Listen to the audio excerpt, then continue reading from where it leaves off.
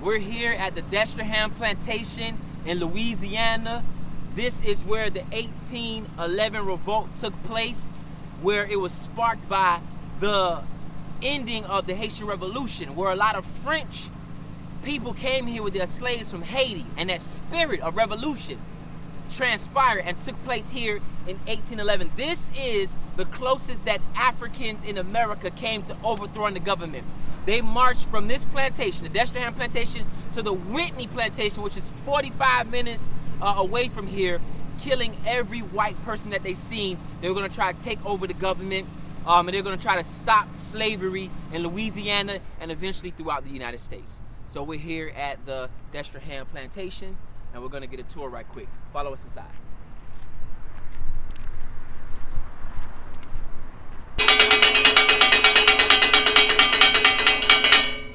Okay, so that's so that everyone can actually hear it if they wandered off a lot further, so that they can hear where they're in their tour inside the house, because there is a tour inside the house. That was some sort of force that maybe we've seen.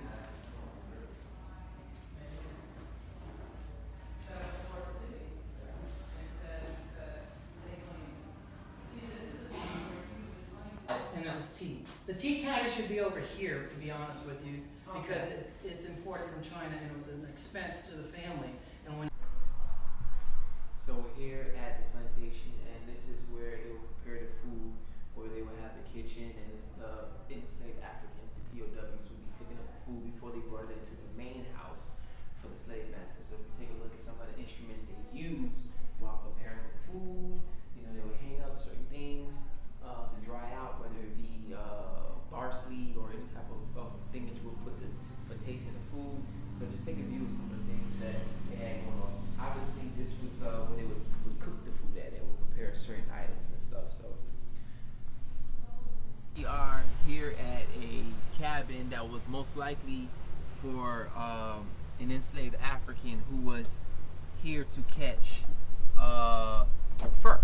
So foxes and things like that. Come on inside. Let's look at some of the living conditions that our ancestors had to live in. It's pretty dark in here. Very, very small. As you can see, there's one bed because this is where he would sleep at.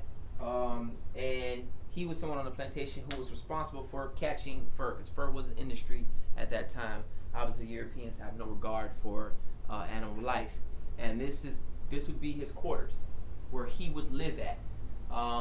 Sometimes if he had a family, the family would sleep at the top. Some children would sleep at the bottom. So just because you see one bed doesn't mean that one person slept in here. But his specific job was to catch fur for the slave owner.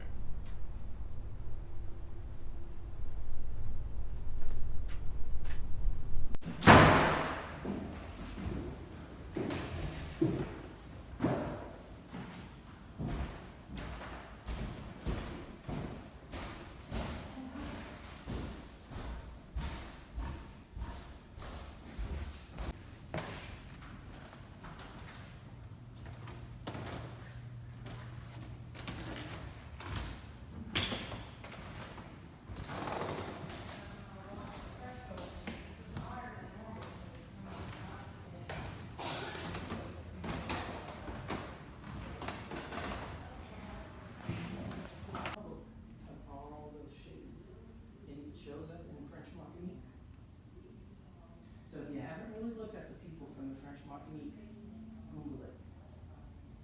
You're going to see some very interesting complexions. We're going to go into the ladies' hall.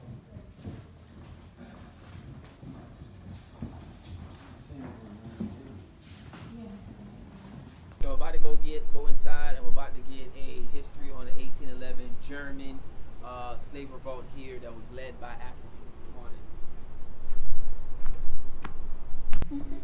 211 years ago. This was the largest slave revolt in U.S. history.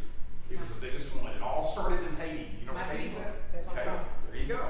Well, in Haiti had the largest number of slaves anywhere in the world at 300,000. 300,000 slaves. And after the French Revolution, they decided they didn't want to be slaves anymore. And they had a revolt. Haiti made as much money for France as the 13 colonies did for England. That's how much money they were making. Huge amount of money on sugar. Unbelievable amount of wealth. Well, you know, the French aren't going to give up that kind of cash without a fight. They sent 3 French armies in there. 50,000 Frenchmen died, and 18 generals never came back home. And what was happening, they were fighting the slaves, but they were also fighting the mosquito. Malaria and yellow fever decimated the French. I'm sure a lot of them were probably sick before they ever got off the ship. And that one little bug should probably get some kind of a statue or something built to him, because he did his part in decimating the French. Well, the plantation owners over there, when they saw what was happening, they realized real quick, either we leave Haiti or we're going to lose everything that we own. A slave was worth over $40,000, and they had lots of them. So what they did, they packed up, came over here to Louisiana. They're doing exactly the same thing, and they started growing sugar here. Well, the slaves from Haiti started talking to the slaves from here, and they told them they are gaining their freedom over there. And they asked how? Well, they had a revolt. They outnumbered the whites 10-1. So the numbers are right, and they came up with a wonderful plan how they were going to actually pull this off. January of that year, there's nothing going on. Everything is literally dead in the water. The crops are in, the owners are generally gone, there's just nothing going on. So they came over here, and they decided in January of that year, that's when we're going to start our revolt. They went to a plantation that was 5 miles up the road. In that plantation, that's where the local militia kept all their guns. If you're going to have a revolt, you've got to have guns. They went in there, they tried to kill the plantation owner. He lived, and for whatever reason, there were no guns. So they have no guns, and the plantation owner goes across the river, and he tells everybody that will listen, you have a major revolt going on right across the river. So they go from plantation to plantation to plantation. Their numbers build up to 500. They thought they would have thousands. For whatever reason, a lot of the other slaves decided they weren't going to join up with them. By now, the governor in New Orleans has heard what's happened. He's called out the military.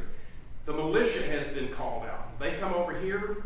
They have about 100 militia come over here. They have about 400 armed soldiers from New Orleans. After 2 days, they walk up, and they're about 5 miles from here. They're resting, and that's when the military attacks. Right here. They attack. It was a very quick and very bloody battle. They found the guy who was responsible for all this. They wanted him bad. And he was from Haiti, Charles Delon. They went ahead and executed him, cut his head off, stuck his head on a pipe. All the other slaves that they killed, they did the same thing to, and they put those pipes out on River Road. Then they had 4 separate trials. One of the trials was held right here in New Orleans. Right here in Desterham. Another was held in New Orleans. There were about 60 more. They were basically the ringleaders of this group. Executed them. And they put their heads on pipes. For 40 miles up this road, that's what you saw. And they told the newspapers, whatever you do not report this. Just keep it down as much as possible. For what they did not want is word to get out what had happened here, because it may start to spread. If it starts spreading, Mississippi, Louisiana, Georgia, go like wildfire. But they were heroes. I mean, at least they tried. This was the biggest slave revolt in U.S. history. And it just didn't work. Well, 50 years later, the American Civil War would start, and they would gain their freedom.